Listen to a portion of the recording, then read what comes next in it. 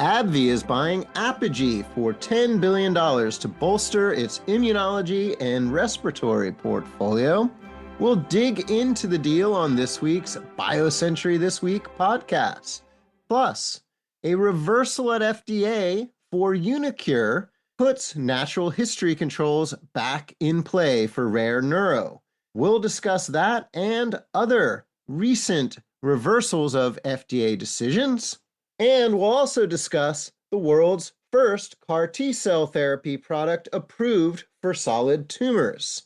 I'm Jeff Cranmer, host of the BioCentury This Week podcast, and joining me today, my fellow executive editor, Selena Koch, Washington editor, Steve Usdin, executive director of Biopharma Intelligence, Lauren Martz, and our news editor, Paul Bonanos. Paul, let's bring you in right away. Let's hear about this big deal by AbbVie. Sure, yeah. It was the big news out of the gate Monday morning, wasn't it? Rumored over the weekend, and then the announcement came early today.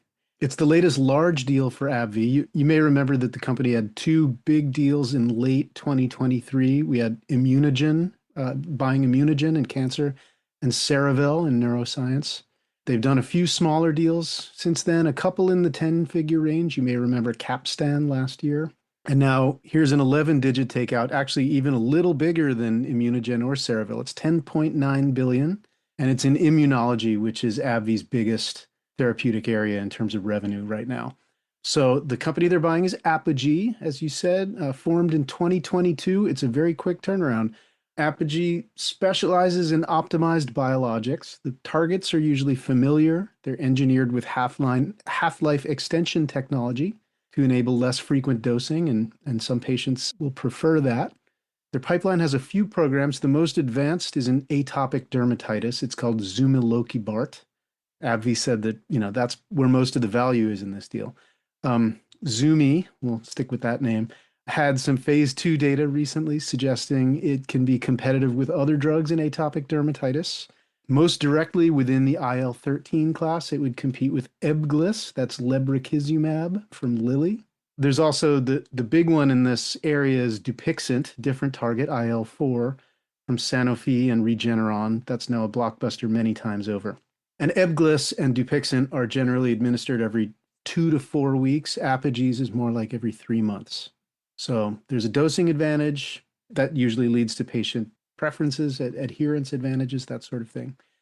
And I mentioned AbbVie's historical strength in immunology. It's the biggest therapeutic area for that company. People probably know Humira is the big one historically.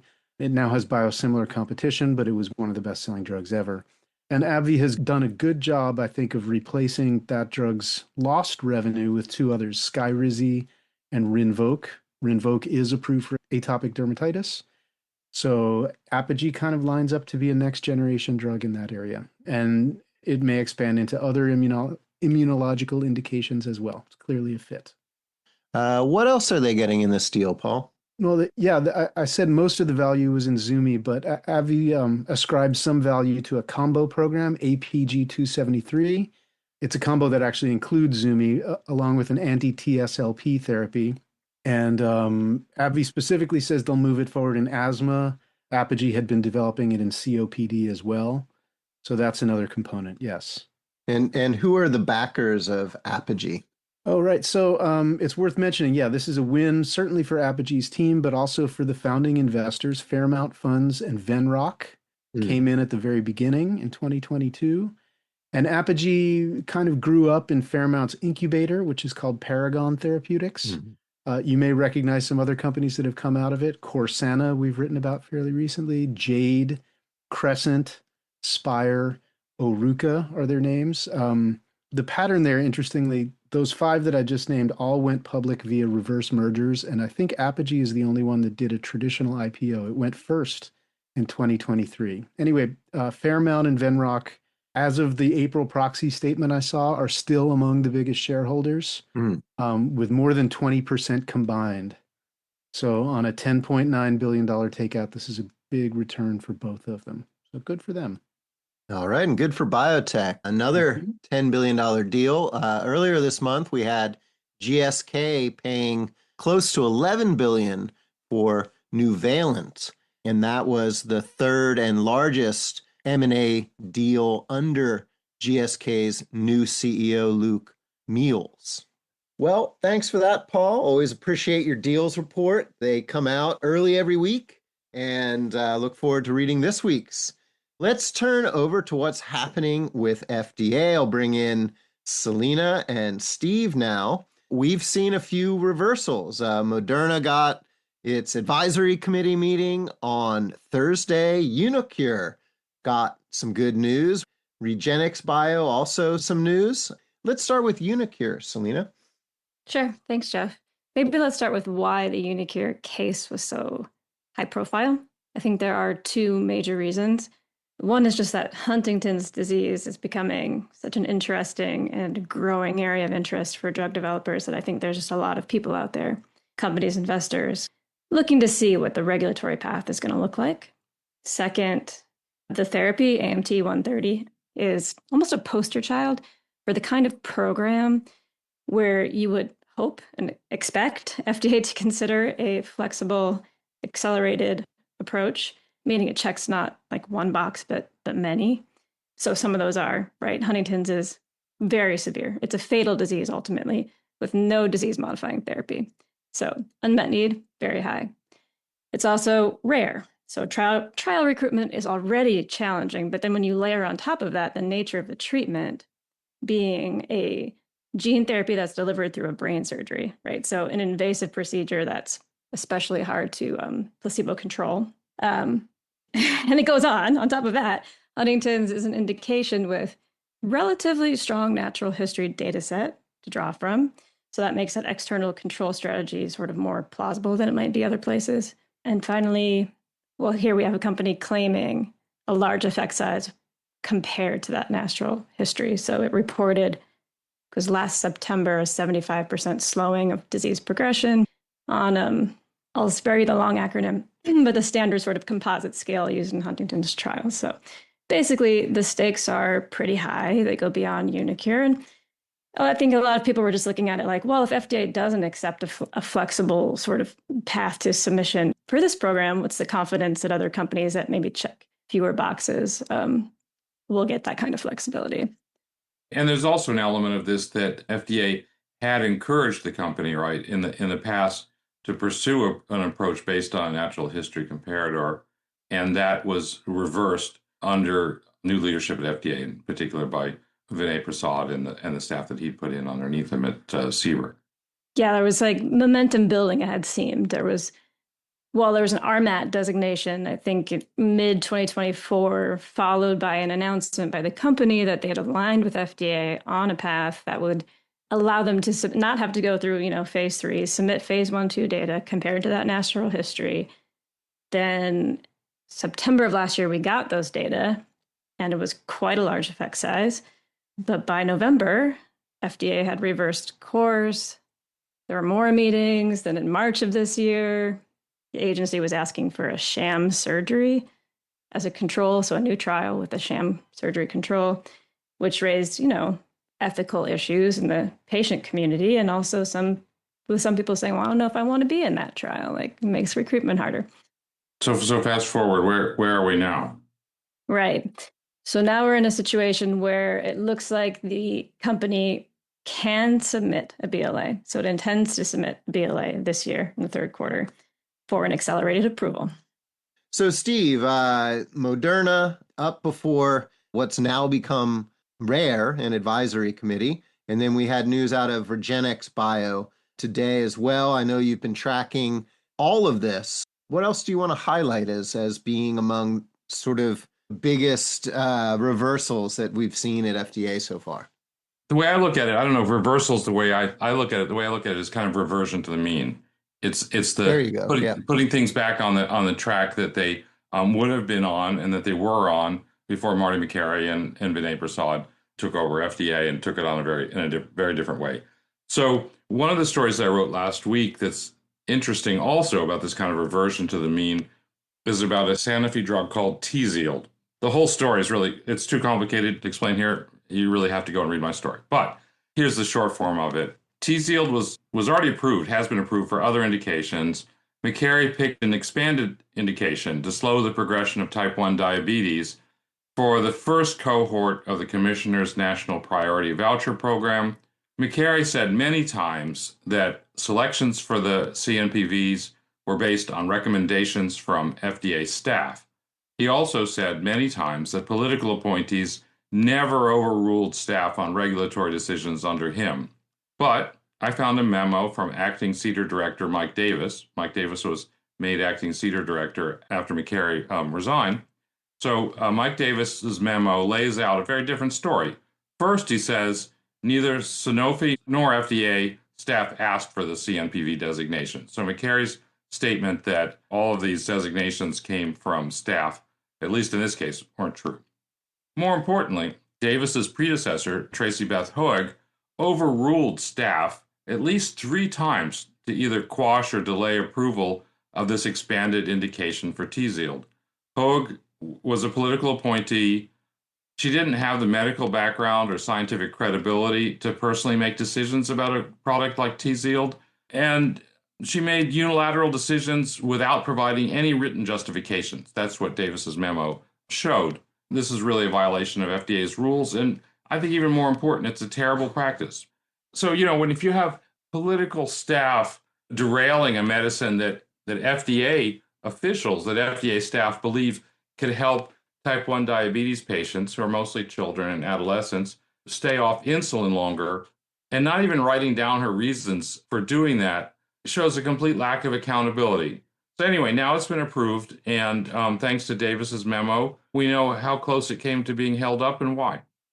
How about Regenex and Moderna? What can we learn from those reversions to the mean? Yeah. So Regenex Bio, they have a gene therapy for a form of MPS, a terrible progressive neurological disease, very rare. They also had been on track to get approval. It was derailed under McCary and Prasad. What we've heard today is that they've reached alignment with FDA to move forward. Basically, it looks like it's going to go forward as if McCary and Prasad had never been there. And we're going to see what would have happened under a more normal arrangement at FDA. Thanks for that, Steve. You also wrote a story on signs that political influence at FDA are continuing. Didn't go away with change in leadership necessarily. What have you found there? So look, there's a lot of enthusiasm among patient advocates in the biopharma industry over FDA getting drugs that were derailed under McCary and Prasad back on track. We just talked about some of them, right? I think that there should be some concern over how this is being accomplished. In some cases, there's an appearance of political involvement, indications that the walls between FDA review staff and political appointees and the White House that were breached under McCary haven't really been patched up. So one example is Replimune melanoma therapy. It received 2 complete response letters, rejections, under McCary. FDA was sharply criticized by the Wall Street Journal editorial page. There's a lot of other criticism. Now it's back on track. And I'm not expressing a view about whether the drug should be approved or not. That's a completely different issue. But what I want to flag is that I found that on May 27, Replimune CEO Sushil Patel met with FDA's acting chief of staff and chief counsel. Those are both political appointees. Josh Hoyt, associate counsel in the executive office of the president, also attended the meeting. That's really unusual, maybe unprecedented. I've never seen it before, that a White House lawyer attends a meeting about a product approval with 2 political appointees. Prior to McCary, this would have been completely extraordinary, even leaving aside the White House involvement. You wouldn't have CEOs meeting with staff of the office of commissioner or the chief counsel about a live controversy that's at FDA that's going to be decided by FDA reviewers. So, 2 days after this meeting, Patel announced in a press release that Replimune and FDA had aligned on a path forward for resubmission and reconsideration of the company's BLA. Again, I'm not commenting on the merits of the BLA or what decision FDA should make about it, but this really has the appearance of a political process rather than a scientific decision. And it's not by itself. What else, Steve? So on May 29, the day that Replimune announced that it aligned on a path forward with FDA, FDA's acting chief of staff and chief counsel met with Amgen's executive vice president for R&D, Jay Bradner, about Tavneos. Tavneos is at the center of a complicated controversy. Short form, FDA wants it pulled off the market. Amgen is resisting. In my story, I outline the arguments, both sides of the story. But the point I want to make today is that this is the kind of dispute that in the past, again, would have been handled entirely by non-political staff. And now we're seeing meetings between the company and two political appointees. I don't know. Nobody knows how this is going to work out. We don't know what they discussed. But it adds to this sense that FDA kind of breached this wall between being a nonpartisan and non-political agency that made decisions that were made by career staff based on science and medicine. And people could argue with the decisions. People argued with many of the decisions, but they couldn't lean on them through the political process or through political appointees to change their decisions.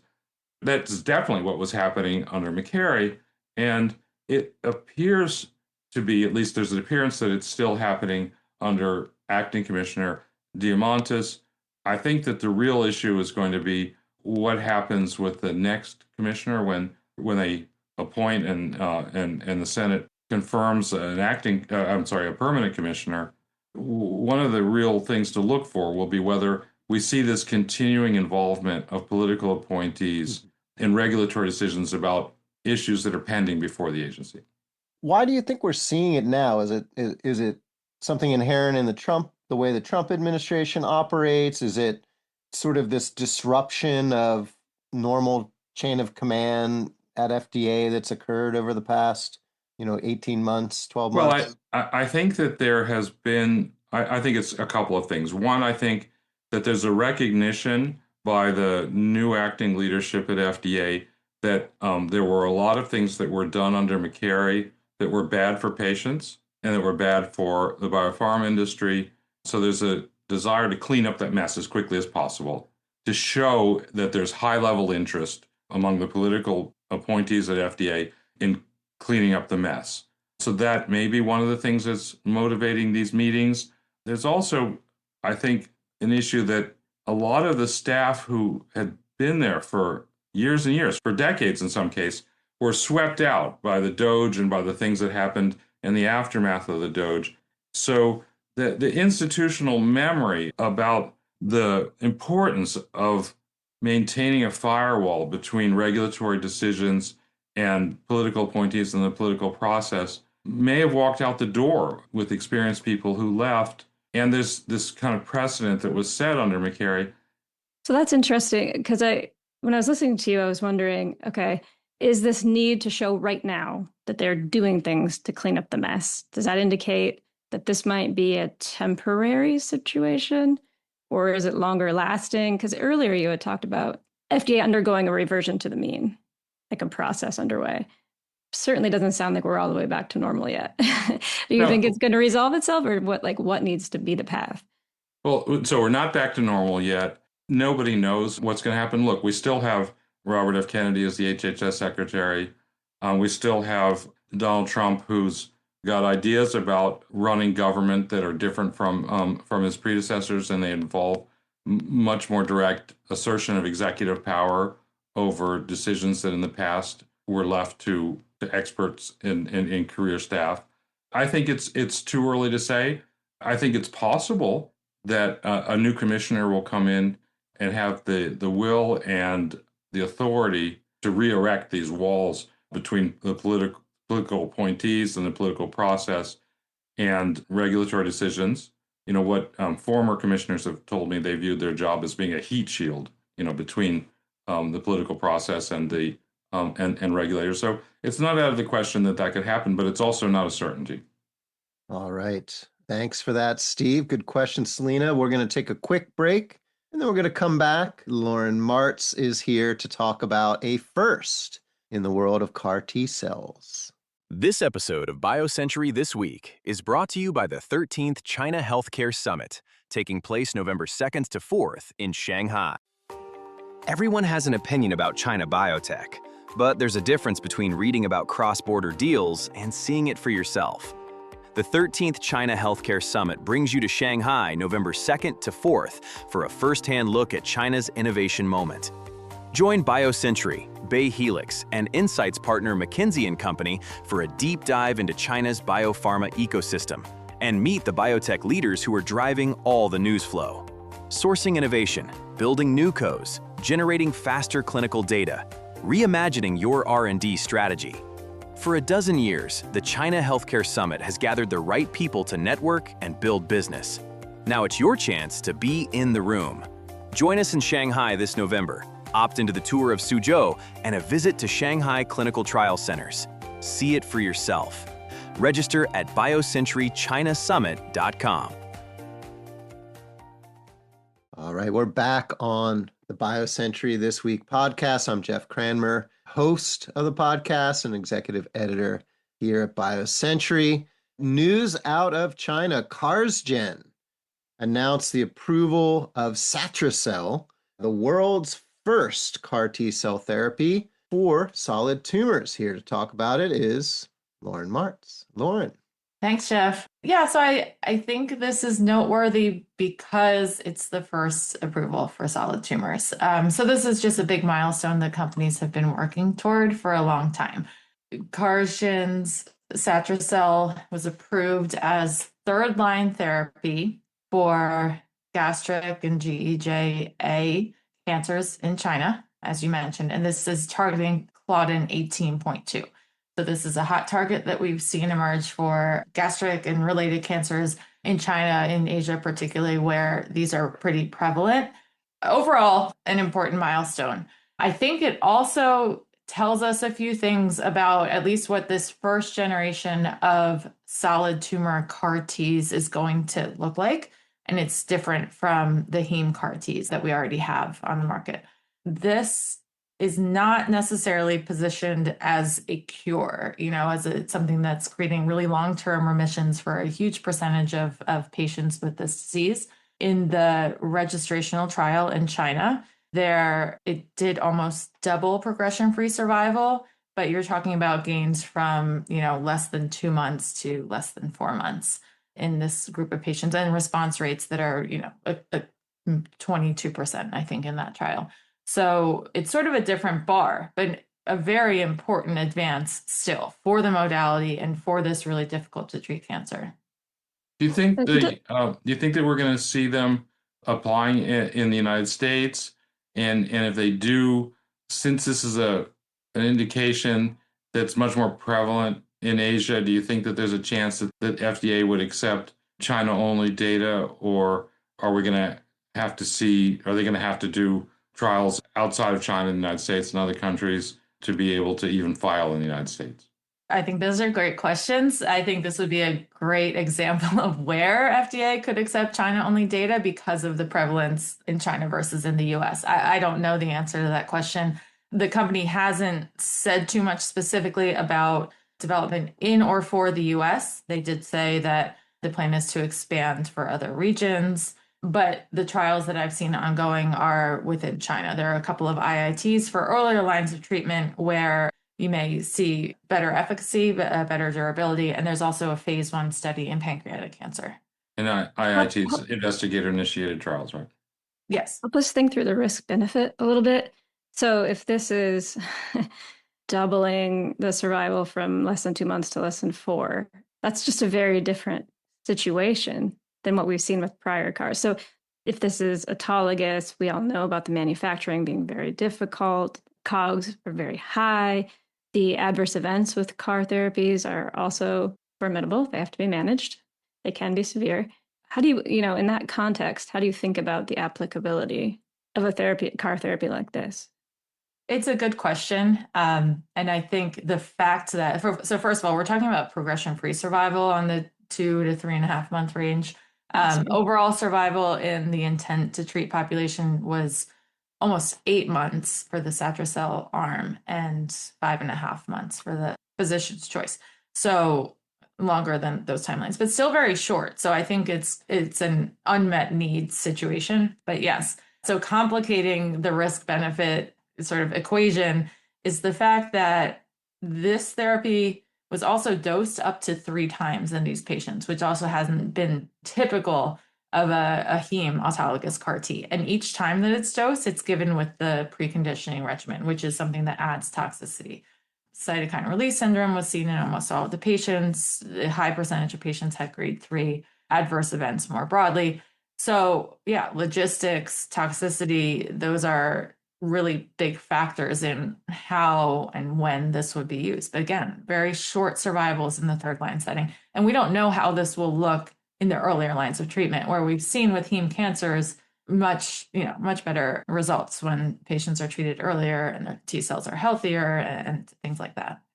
So one of the difficulties, right, of applying CAR T therapies to solid tumors is that you can have multiple drivers within a solid tumor. There's heterogeneity in the tumor, and I think this has a one target, right? So are these GI tumors with Claudin 18 a little bit more homogeneous than other tumors? And I'm not sure what the answer is. It's Yeah. a widely expressed target. And I think the fact that this target is pretty selective for the tumor tissue is one of the reasons that this worked out.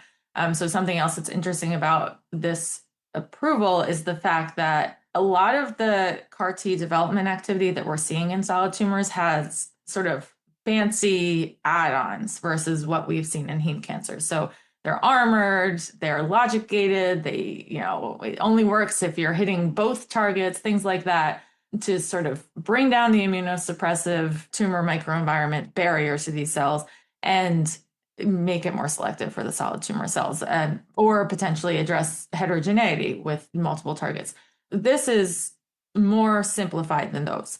Therefore, is not necessarily a reflection of how well those will work when they're applied to solid tumors as well. But, there was definitely an efficacy signal. It's a clinical benefit for these patients. And again, a baby step, an important baby step. Yeah. It's a step. Yeah. It's a milestone for sure. And is it important, because I think people are going to call attention to it, that this baby step or not, was taken in China, right? Not in the United States. Is it indicative, do you think, of China being ahead of the United States, if you want to call it that way, if you want to look at it as a competition in CAR T?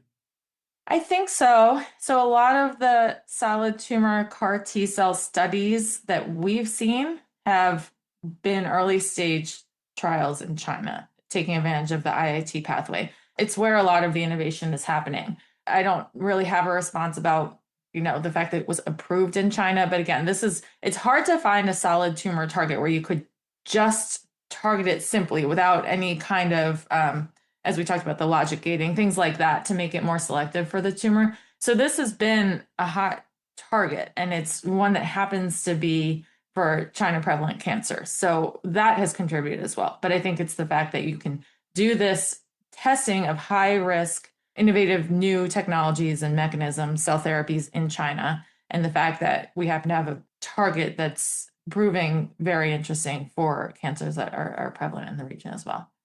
We did quantify in one of our analyses, I think last fall, the level of clinical activity and deal activity across different modalities in cancer, and the bulk of the cell therapy work, of which most was CAR T cell therapy work, was happening in China in that analysis.